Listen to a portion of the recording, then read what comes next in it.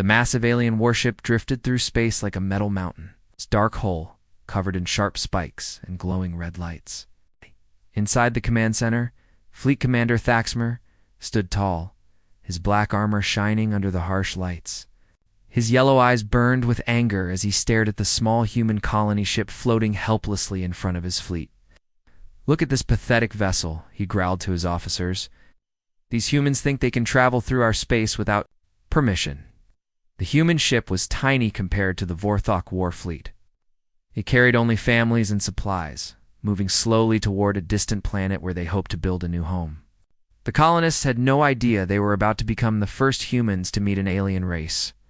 Thaxmer had conquered 17 different worlds in his long military career. Every species had eventually bowed down to the mighty Vorthok Confederation. Some fought briefly, others surrendered immediately. But all had learned to fear the red warships that brought death from the stars. "Scan their ship," he ordered. "I want to know everything about these creatures." The scan results appeared on the main screen. Humans were weak, soft beings with no natural armor or claws. Their technology was primitive, barely capable of traveling between stars. Their ship had no weapons, no shields, nothing that could threaten even the smallest Vorthok vessel. Commander said, his tactical officer. "They appear to be a peaceful species. Perhaps we should simply warn them away." Laugh echoed through the command center. Warn them? No. These humans need to learn their place in the galaxy. Send the message to all monitoring stations. Let every species see what happens when you enter Vorthok space. The transmission began broadcasting across the galaxy. Every alien council, every space station, every ship with communication equipment received the same message. The screen's image filled their screens, his massive form radiating power and menace. "To the species that calls itself human," he began, his voice deep and threatening. "You have dared to enter space claimed by the Vorthok Confederation. Your weak bodies and primitive technology mark you as an inferior race, good only for slavery. You have 72 hours to surrender all your colonies and submit to our rule, or we will destroy every human in the galaxy." On the human colony ship, Captain Song Ji-ho received the alien message with growing alarm. The families aboard his vessel had left Earth seeking a better life among the stars. Now they faced a nightmare beyond their worst fears. "Send an emergency transmission to Earth," he ordered his communications officer. "Tell them we've made contact with hostile aliens. Give them everything we have about these Vorthok." The message raced through space at light speed, carrying the terrible news back to humanity's homeworld. It would take hours to reach Earth. But the Vorthok ultimatum was already spreading across the galaxy faster than any human signal. On Earth, deep beneath the mountains of Korea, Admiral Lee Hyun sat. In the Global Defense Command Center, the underground facility had been built to protect Earth's leaders from nuclear war. But now it served a different purpose. The walls were lined with screens showing star maps, ship positions, and communication feeds from across human space. "Sir," called Lieutenant Kim Dae-yoon from her station. "We're receiving an emergency transmission from the colony ship Harmony. They report contact with hostile aliens." Hyun stood slowly, his calm expression hiding the storm of thoughts in his mind. At 55 years old, he had spent his entire career preparing for threats from Earth's enemies. He had never imagined the threat would come from the stars. The alien message played on the main screen, and the command center fell silent. Thaxmer's words echoed through the room, each threat hitting like a physical blow. The other officers looked to their admiral, waiting for orders that would determine humanity's fate. 72 hours, Hyun said quietly. "They're giving us 72 hours to surrender everything we've built." "Sir," said Commander Park Min-ho, "our deep space fleet is scattered across 6 star systems. We can't possibly gather enough ships to match their numbers." "Who said anything about matching their numbers?" Yoon replied, his eyes fixed on the tactical display. The Vorthok had made their first mistake by revealing so much about their fleet in their arrogant broadcast. Every ship position, every weapon, signature, every communication frequency was now recorded in Earth's databases. "Prepare a response message," he ordered. "Keep it simple." The transmission was brief, traveling across space to reach not just the Vorthok fleet but every monitoring station in the galaxy. Hyan's image appeared on screens throughout known space, his face calm but his eyes burning with quiet determination. Message received. Terms rejected. Prepare yourselves. The line went dead. Thaxmer stared at the blank screen in disbelief. In all his years of conquest, no species had ever dared to refuse the Vorthok ultimatum so directly. These humans were either incredibly brave or incredibly stupid. Either way, they would soon learn the price of defying the Confederation. Begin. Preparations for the attack, he ordered. In 72 hours, we will show the galaxy what happens to those who challenge the Vorthok. But as his officers rushed to carry out his commands, Thaxmer felt something he had never experienced before. Deep in his mind, a small voice whispered that these humans might be different from all the others. The way their leader had spoken, the confidence in his voice, suggested they had something more than just brave words. The countdown to war had begun. The countdown timer on Thaxmer's command screen showed 12 hours remaining. The Vorthok fleet had spent the past 60 hours preparing for what they expected to be a quick and brutal victory. Their weapons were charged, their ships positioned, in perfect attack formation, and their crews eager for another easy conquest. "Commander," the sensor officer called out, his voice filled with excitement. "You need to see this." Thaxmer moved to the scanning station, his heavy boots echoing. Through the command center, the display showed something that made his yellow eyes widen in surprise. Dozens of new contacts were appearing on the edge of the star system, emerging from hyperspace in a coordinated pattern. "How many ships?" he demanded. "Still counting, sir. 100. 200. The numbers keep growing. More and more. Human vessels materialized from the darkness of space, their formations spreading across the system like a metal cloud. The ships were unlike anything in the Vorthok database, with sleek designs and unknown weapon configurations. Within an hour, over 300 human warships had taken position facing the Vorthok fleet. "Impossible," Thaxmer growled. "Where did they get so many ships? Our intelligence said they were a primitive species with limited technology." His tactical officer studied the readings with growing concern. "Sir, these vessels appear to be heavily armed. Their energy signatures suggest advanced weapon systems and defensive shields." Far from the main battle area, hidden in the shadow of a massive asteroid, Captain Parkman Ho watched the Vorthok reaction through his ship's sensors.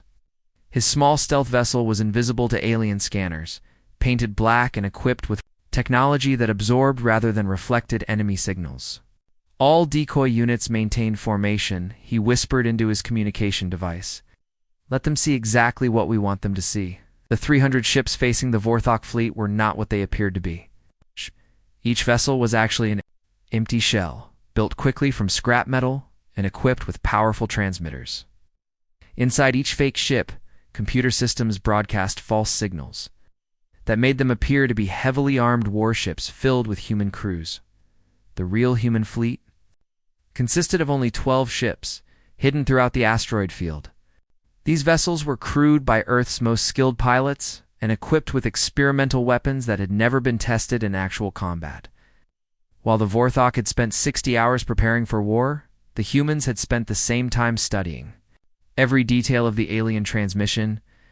"Sir," reported Lieutenant Seo Minna from her position at the intelligence station, "we've identified 17 critical weaknesses in their shield systems.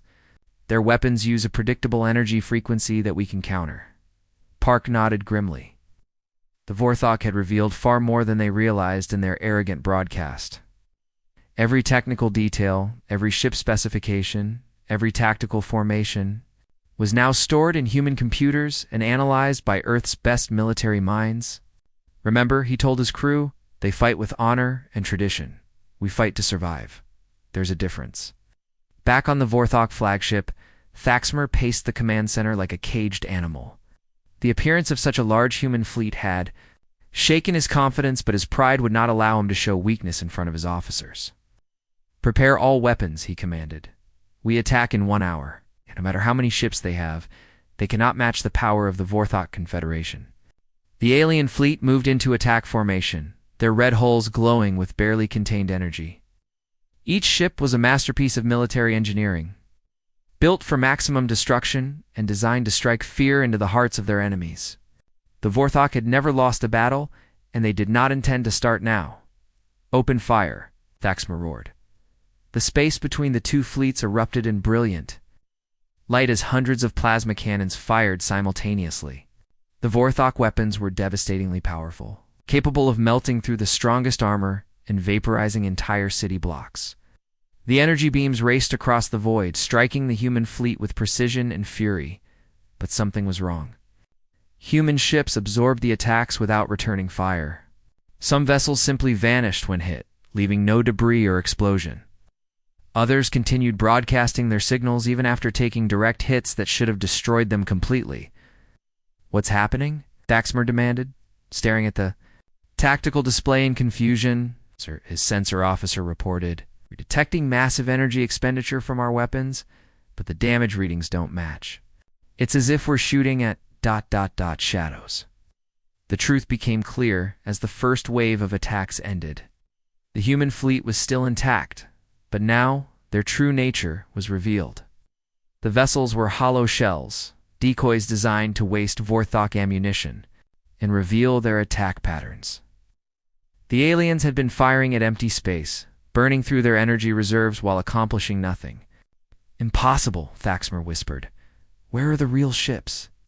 His answer came from the asteroid field, where Park's hidden fleet finally revealed themselves. 12 human vessels emerged from concealment, their black holes nearly invisible against the darkness of space. These ships were smaller than the Vorthok warships, but they moved with deadly purpose. "All units," Park transmitted to his squadron, "begin the attack. Show them what humans can do when we're properly motivated." The real battle was about to begin, and the Vorthok were about to learn that humans were far more dangerous than they had ever imagined. The 12 human ships moved through space like hunting wolves, their black hulls almost invisible against the starfield. Captain Parkmanho stood on the bridge of his flagship, watching the Vorthok fleet struggle to understand what had just happened. The aliens had wasted half their ammunition shooting at empty decoys, and now they faced an enemy they had completely underestimated.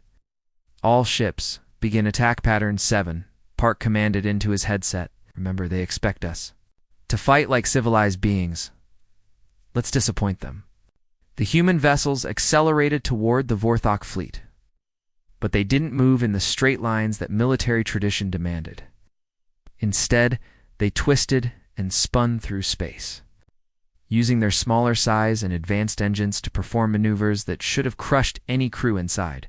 But these weren't ordinary humans. They were pilots who had trained in machines that spun them until normal people would pass out, preparing them for exactly this moment. "Sir," called out Lieutenant Essio Minna from her station, "I'm detecting confusion in their communication channels. They're trying to coordinate a response, but their commanders don't understand our attack pattern." Park smiled grimly. The Vorthok had conquered 17 worlds using the same tactics every time. They lined up their ships, fired their weapons, and waited for the enemy to do the same. It was honorable, predictable, and completely useless against opponents who refused to follow the rules. "Launch the drones," he ordered. From each human ship, dozens of small armored vehicles shot out into space. These drones were packed with explosives and guided by artificial intelligence programs that had been studying Vorthok shield technology for the past 3 days. They moved in swarms. It's too small and fast for the alien weapons to target effectively. Thaxmer watched in growing horror as the human drones swarmed toward his fleet. "Destroy those things," he roared. "All ships, focus fire on the approaching attack craft." The Vorthok plasma cannons fired desperately, trying to shoot down the small targets. But for every drone they destroyed, 2 more slipped through their defenses. The swarm reached the alien fleet and began smashing into their ships, not trying to penetrate the shields, but something far more clever. "Commander," his tactical officer reported, "the drones are attaching themselves to our hulls. They're not trying to break through our shields. They're disrupting the shield generators themselves." The human drones had been designed with one specific purpose: to find the weak points in Vorthok shield technology that Earth's scientists had discovered in the alien transmission. Instead of trying to punch through the powerful defensive barriers, they simply made the barriers stop working. As the Vorthok shields flickered and failed, the real human attack began. The 12 warships opened fire with weapons that no alien had ever seen before. Instead of energy beams or plasma bolts, they launched solid metal projectiles that moved at incredible speed. These kinetic weapons had been designed specifically to fight enemies with energy shields, and they struck the now defenseless Vorthok ships with devastating effect. Impossible. Thaxmer screamed as his mighty fleet began to break apart. These weapons should not exist. How can primitive beings fight like this? On the human flagship, Park watched his tactical display with cold satisfaction. Target their command ship, he ordered. But don't destroy it. I want to have a conversation with their leader. The human weapons struck with surgical precision, crippling the Vorthok vessels without completely destroying them. This wasn't random destruction. It was a carefully planned operation designed to capture alien technology and prisoners. Every shot was calculated. Every target chosen to maximize intelligence value. Lieutenant Essio Minna worked frantically at her station, her fingers dancing across quantum keyboards as she invaded the Vorthok communication systems. Sir, I'm inside. Their command network. Can't coordinate between ships anymore. Each vessel is fighting alone. Excellent, Park replied. Now jam their long-range communications. I don't want them calling for help. The Vorthok fleet, built for honorable combat between equals, found themselves torn apart by an enemy that fought with no regard for military tradition. The humans used every dirty trick they could imagine, ramming attacks with unmanned vessels, electromagnetic pulses that fried alien computers, and gravitational weapons that crushed ships from the inside out. Thaxmer tried desperately to signal his other fleets, but discovered that his communications had been blocked since the battle began. His calls for reinforcements were trapped in the system, unable to reach the Vorthok homeworlds. Sir, his sensor officer reported, we're detecting boarding pods approaching from the human ships. They're not trying to destroy us. They're trying to capture us. Never, Thaxmer snarled. A Vorthok warrior does not surrender, but his pride meant nothing to the humans. Their boarding pods attached to his ship's hull and began cutting through the armor with tools that seemed to slice through metal like paper. Within minutes, human soldiers were inside his vessel, moving with deadly efficiency through the corridors. These weren't the soft, weak creatures that Thaxmer had expected. They wore powered armor that made them stronger than any Vorthok, and they carried weapons that could punch through the thickest alien battlesuits. More importantly, they fought with a cold ruthlessness that shocked the honor-bound alien warriors. Surrender now. Park's voice crackled through the Vorthok communication system, or we'll take your ship the hard way. Your choice. Thaxmer looked around his ruined command center at his defeated officers and his broken fleet. In less than an hour, the mighty Vorthok Confederation had been brought to its knees by a species they had dismissed as primitive and weak. How? He whispered into his communicator. How is this possible? Park's answer was simple and terrifying. You wanted to test human resolve? Congratulations, you succeeded. Admiral Li Huyan stood in the command center deep beneath the Korean mountains, staring at the tactical display that showed the complete destruction of the Vorthok fleet. The battle had lasted only 2 hours, but the war was far from over. While his officers celebrated their incredible victory, Hyun was already planning the next phase of humanity's response. Sir, reported Commander Park Min-ho through the communication link, we've captured 47 Vorthok vessels and taken over 800 prisoners. Their flagship is under our control. Excellent, Hayan replied calmly. Begin interrogation immediately. I want to know everything about their military structure, their base locations, and their supply lines. The captured Vorthok warriors were brought to holding cells aboard the human ships. These aliens had been trained from birth to fight with honor and die with dignity. But they had never been prepared for the systematic interrogation techniques that humans had developed over centuries of warfare. The Vorthok Code of Honor actually worked against them, as they felt compelled to answer questions truthfully once they had been defeated in combat. Lieutenant Kim Do-yoon worked with a team of intelligence officers, questioning the prisoners and analyzing the captured alien technology. "Sir," she reported to Admiral Hayen, "we've extracted detailed information about 17 star systems under Vorthok control. Their military bases, supply routes, and command structures are all documented. In their ship computers, how long until we can use their own ships against them?" Yoon asked. "Our engineers are working around the clock," replied Chief Technology Officer Cho Yun-soo. "The Vorthok technology is advanced, but it's also surprisingly straightforward. We should have several captured vessels operational within 12 hours. Yoon nodded grimly.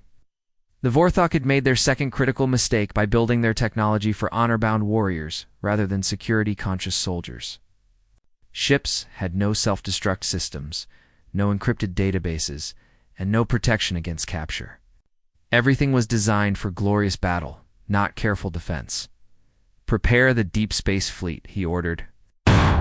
"We're going to visit every Vorthok military installation in the galaxy." Within 6 hours, human forces had reverse-engineered enough alien technology to begin immediate operations across multiple star systems. The captured Vorthok ships were modified with human weapons and crewed by Earth's most experienced pilots. These vessels could travel through Vorthok space without triggering their defense systems, appearing as friendly forces until it was too late. Commander Thaxmer, now a prisoner aboard a human vessel, watched through the viewing port as his own flagship was converted into a weapon against his people. The humans worked with terrifying efficiency, installing their kinetic weapons and quantum computers throughout the ship. Within hours, the pride of the Vorthok fleet had become humanity's newest warship. "This is madness," he whispered to Captain Park, who stood beside him in the observation deck. "Had one small fleet. How are you planning to attack our entire civilization?" Park smiled coldly. "You assumed we were like you, proud, predictable, fighting for honor. We fight for survival. It means we don't limit ourselves to fair fights." The human counterattack began simultaneously across 17 star systems. Strike teams using captured Vorthok ships approached alien military bases, broadcasting the proper identification codes and following standard approach procedures. The Vorthok defenders saw their own vessels, returning from what they assumed was a successful mission against the primitive humans, at the main Vorthok military base in the Kepler system. Base Commander Vexgar received a transmission from what appeared to be Thaxmer's flagship. "Approaching for resupply and prisoner transfer," the message stated. "The humans have been defeated." "Excellent news," Vexgar replied, ordering his defenses to stand down. "Proceed to Docking Bay 7. The ship that entered the docking bay looked exactly like a Vorthok vessel, but the soldiers who emerged were human commandos in captured alien armor. They moved through the base with deadly precision, using their knowledge of Vorthok, military procedures to disable defense systems and capture key personnel. Similar attacks were happening across the galaxy. Human forces struck at supply depots, communication centers, and command posts, always using the aliens' own technology against them. The Vorthok military, designed for honorable combat between fleets, was completely unprepared for this type of asymmetric warfare.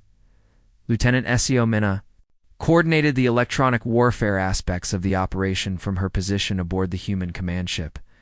"Sir," she reported to Park, "we've successfully infiltrated their galaxy-wide communication network. We're monitoring all Vorthok military traffic and can intercept their orders before they reach their destinations." The reports flooding into Vorthok High Command grew more desperate by the hour. Base after base went silent, supply convoys disappeared, and entire fleets seemed to vanish without trace. The humans weren't just attacking. They were systematically dismantling the entire Vorthok military infrastructure.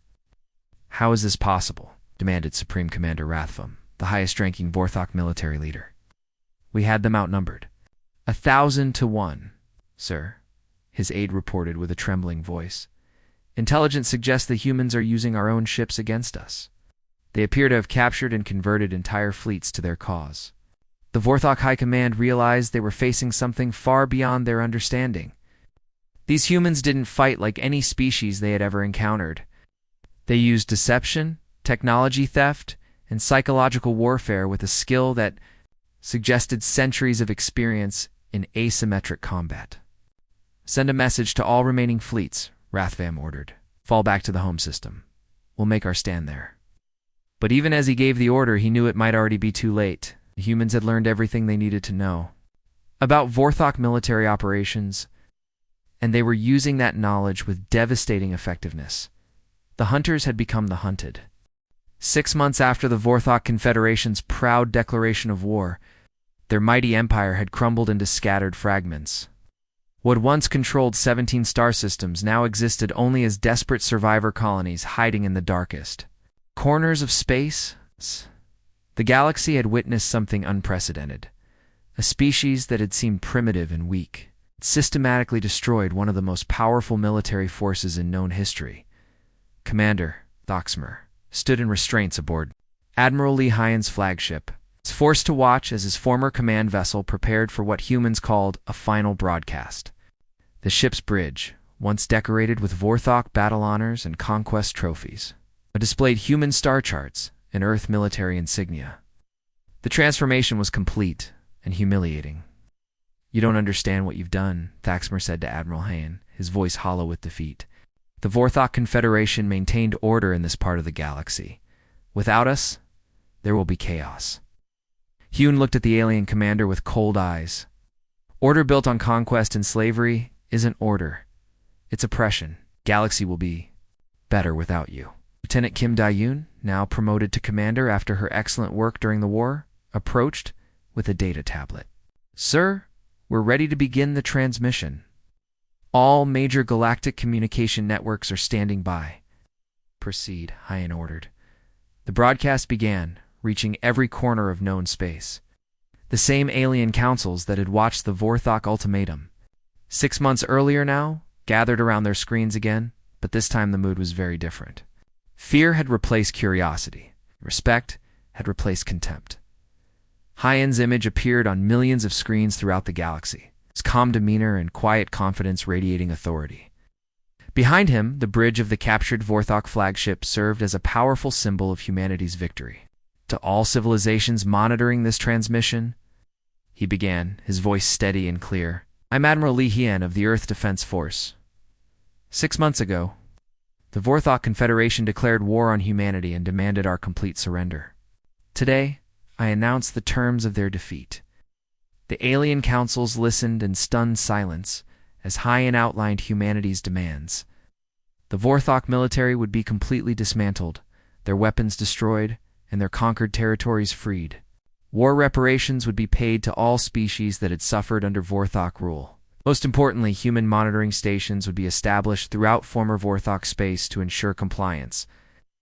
"These terms are not negotiable," Hyan continued. "Any attempt to rebuild the Vorthok military will be met with immediate response. Any species that chooses to follow the Vorthok path of conquest will face the same fate." Captain Park Min-ho stood on the bridge of his own command vessel, watching the broadcast with grim satisfaction. The ship beneath his feet was a hybrid of human and Vorthok technology, more powerful than anything either species had built alone.